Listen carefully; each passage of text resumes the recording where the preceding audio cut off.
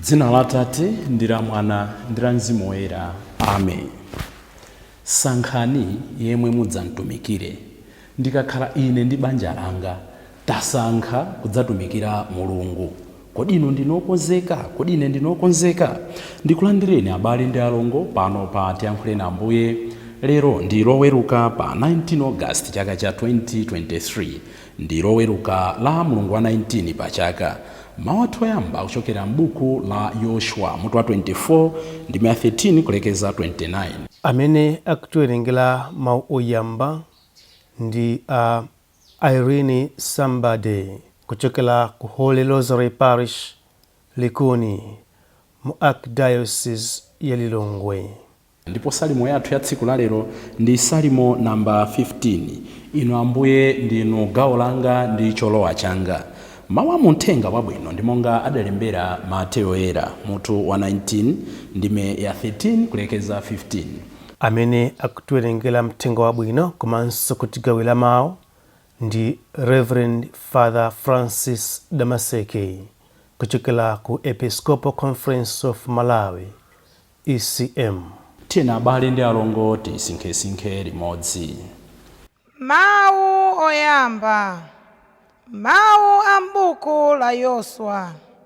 Yosua 24 kuyambira ndime ya 14 mpaka 29.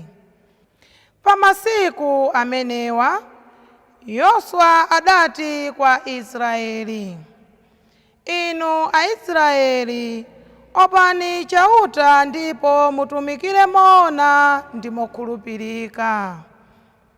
Chosani milungu imene makolo anu ankayipembedza pambali pa mtsinje wa ku Furanti ndi wa ku Igupto, ndipo mutumikire chauta.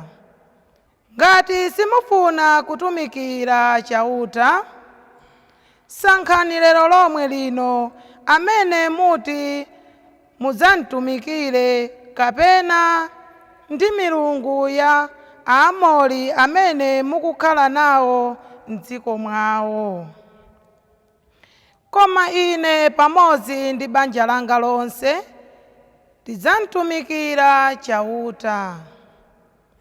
Apo anthuwo adayankha kuti, zoti nkusiya chauta ndi kumakantumikira milungu ina ndiye ayi.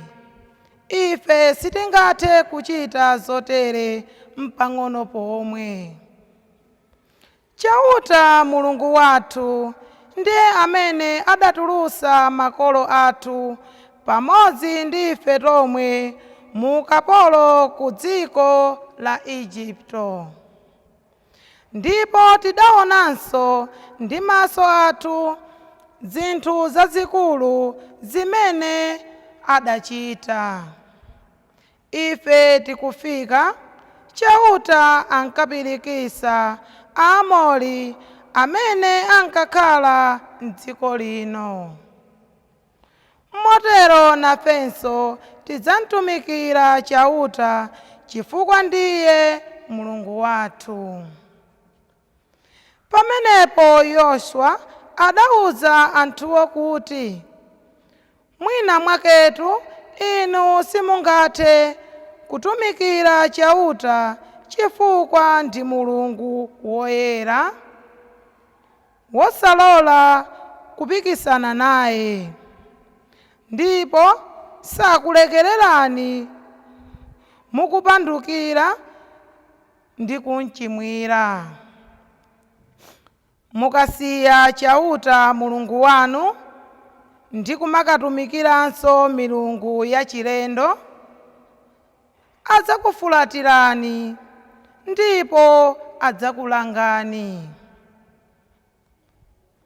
Adzakuwonongani ngakhale kuti kale adakuchitirani zabwino.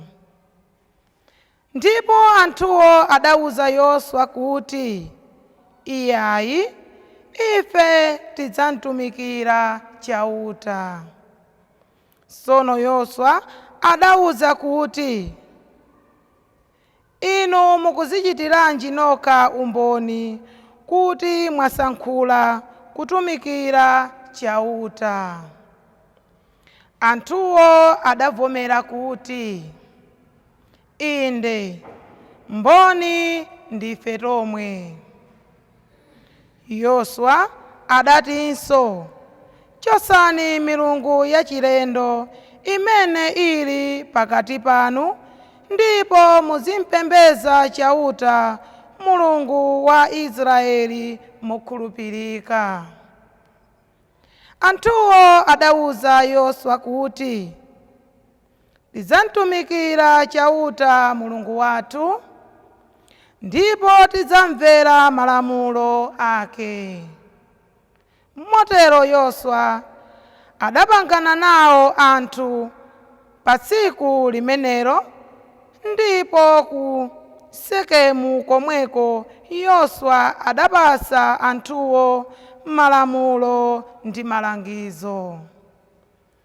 Yoswayo adalemba malamulo amenewa m'buku la malamulo a Mose, ndipo adatenga chimwala chachikulu nachiyimiritsa pasinde pa mtengo wa thundu pamalo opatulira achauta. Ndipo adawuza anthuwo kuti, mwala umenewu udzakhala mboni yotisusa. Mawu amene chauta walankhula ndi ifewa, mwalawu wamva. Motero udzakhala mboni yokususani ngati mudzakane Mulungu wanu. Tsono Yoswa adawalola anthuwo kuti aliyense abwerere ku dziko lake. Zitatha zimenezi, Yoswa mwana wa Nuni, mtumiki wa chauta, adamwalira. Anali ndi zaka 110 zakubadwa. Mawu a Ambuye.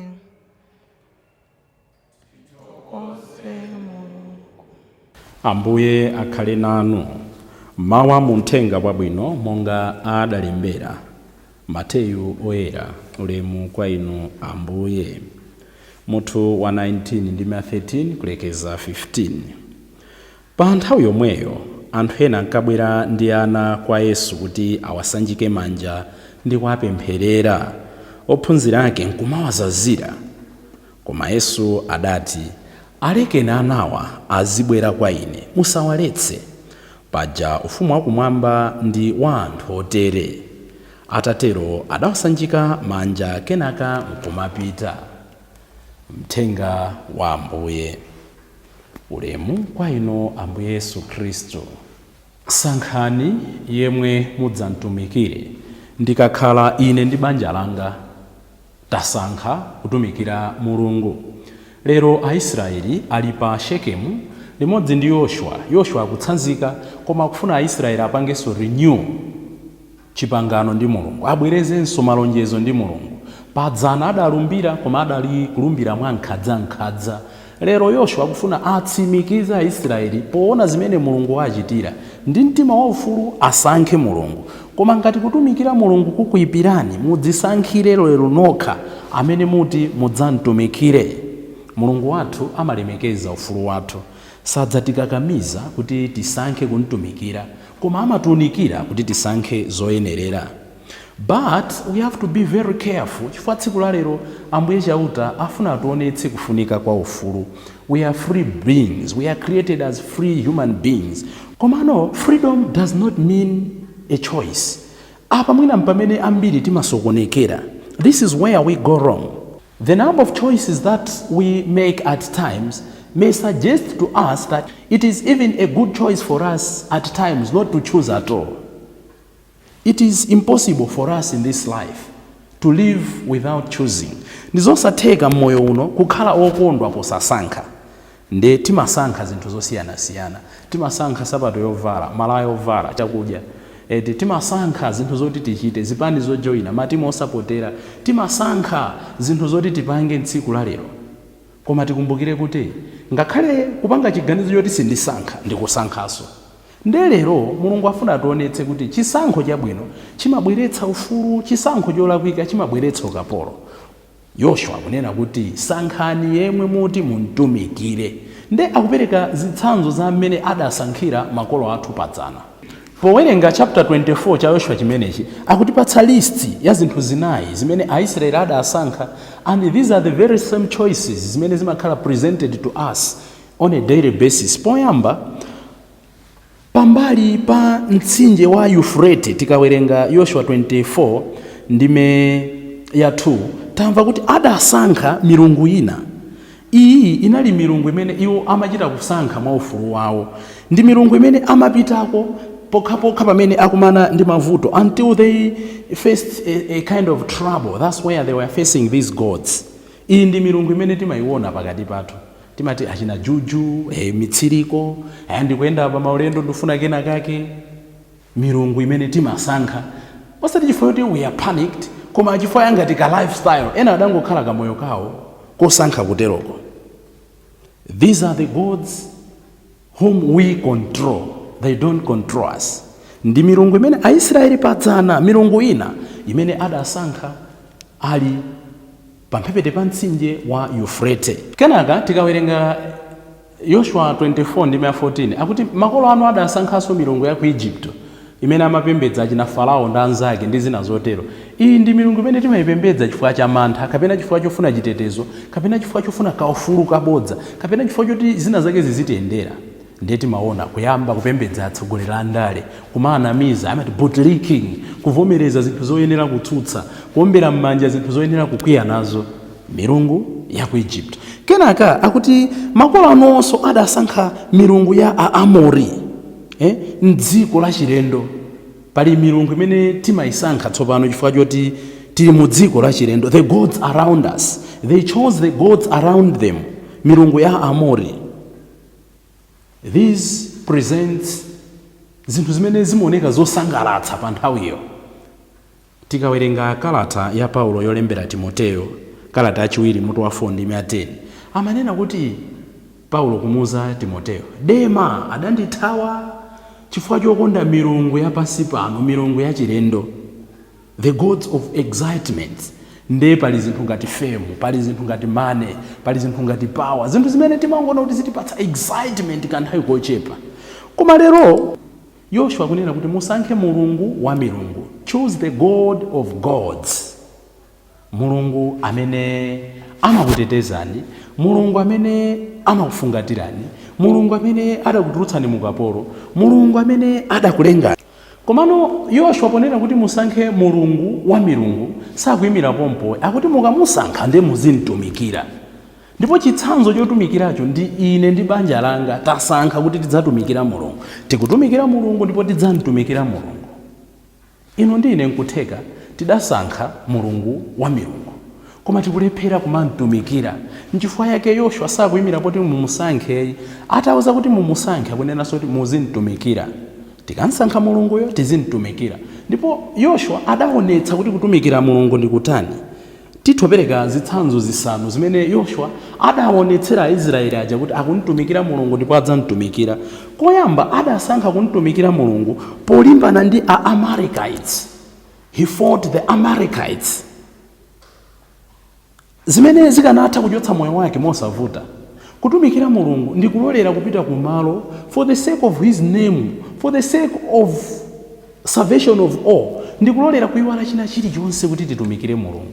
Yoshua anaonetsa zimenezi polimbana ndi Amaleki aja mpaka kwagonjetsa. Moyo wake unali pa chiopsezo, koma analimba mtima kulimbana ndi Amaleki. Ino ndi ine timasankha nthawi zina zinthu zongotipatsa comfort ya ine ndekha, kuiwala the common good. Chachiwiri, he rejected the golden calf, kukana zinjoyi. Mtumiki weni munthu amene wasankha kutumikira mulungu ndi munthu amene amakana zinthu zimene akudziwa kuti zilibe tsogolo. Chachitatu, He allowed to save Moses. He served God by saving Moses. Tikumbukira kuti asadafike pa udindopa, Yoshua anali kale mtumiki wa Mose. Kudzichepetsa, humility. Tidzamtumikira Mulungu pokhala anthu odzichepetsa. Kudzichepetsa sikukana zimene tili. Sunganene kuti ndine wantali koma kuti ndisamadzionetse kuti ndine wantali ndizivomera kuti ndine shoti. Ayi, ndikuvomera koma modzitsitsa. Kuvomera kuti inde ndalamazo tili nazo koma situpangira matama. That's humility. Kenaka Yoshua adaonetsa kuti akuntumikira Mulungu povomera the promise of God that he would deliver them into the promised land against Israel amene amatsutsa kuti Mulungu yokhangati watiwala, Mulungu watitaya. In short, Joshua believed the promise of God against the majority. Munthu amene akuvomereza kuti ndidzamtumikira Mulungu ndi amene samangonena kuti chigulu chikuti bwanji. We should strive to swim against the current. Kungoti aliyense akukamba zoti yaya amuna azikwatirana basi tingoneke ngati otsali. Ayi, tikane kwa mtu agalu wambuzulira nkhwangwa. Osati ayi potako ndi anena kuti pamudzi pano koma kuvala ndeuku. Ayi, tisankhe against the majority as long as you are right. Kenaka Yoshua adaonetsa kuti iye ndi mtumiki pakuvomera leadership. Kuvomera atapatsidwa ndi Mose kuti watsogolera ndiwe, adavomera ndipo adayigwiradi ntchito ija. Musankhe yemwe muti mudzamtumikire. Ndikakhala ine ndi banja langa takonzeka kudzatumikira Mulungu. Pakundisangalatsa pamenepo akutenga udindo Yoshua nena kuti not only me komanso ineyo ndikuvomera on behalf of my family. Meaning Yoshua was a priest in his family. Anali ndi udindo oliphunzitsa banja lake njira yachoona. Ambiri masiku ano mwina tidavomera kutumikira Mulungu, mwina tikuntumikira Mulungu, koma tikuntumikira Mulungu as individuals. Makolo mwina we are failing kunena kuti ine ndi ananga. Ansembe mwina we are failing kunena kuti ine ndi Khristu anga. Mwina atsogolo siyana tikulephera kunena kuti ine ndi Malawi anzanga. Yoshua kunena kuti ine ndi banja langa. Tsiku lina ndinapita kokameta ndiye ndinapeza kamwana ndithu mwina 1.5 years if not 2 years. Let's just say 2 years. Ndiye ndinakapeza kamwana kaja mwana wa 2 years sazindikira china chilichonse akukameta mizere yonse mutumu. Ndiye ndinafunsa mwanayo style ibwanji ndanankha ndi amayi ake amavuta baba imansangalatsa ndimene yakuti akufuna imene. Imagine 2 years tafika kale poti tikulephera kunena kuti as long as I'm in charge of your life these are the right things, these are the wrong things. Mukapeza kamwana 6 months akaphunzitsa kale kuvala zija kuti kamati zimadeteka zima trousers zonyotsola sunena kuti ndi chimo kuvala choncho komano ndi zinthu zimene zimakhala pointers kuti tsogolo lapa likhala lotani. Ine ndi banja langa takonzeka kuntumikira Mulungu. Amayi aonetseni ana akamadzatayika ndi zawo. Atate aonetseni ana pakhomo kuti kubwera pakhomo nthawi yabwino ndi chani, kupita ku church bwino wake ndi chani, kukhala okhulupirika, kukhala okonda, kukhala okhululuka, kukhala okambirana, kukhala olimbikira, kukhala munthu wa smart ndi chani. Ine ndi banja langa ndi ameneyo. Koma ambiri timasankha ine ndekha basi. Yoshua sanatero. Ine ndi banja langa takonzeka kudzatumikira Mulungu. Nde Aisraeli atamva zimenezo anavomera inde ife tidzatumikira Mulungu.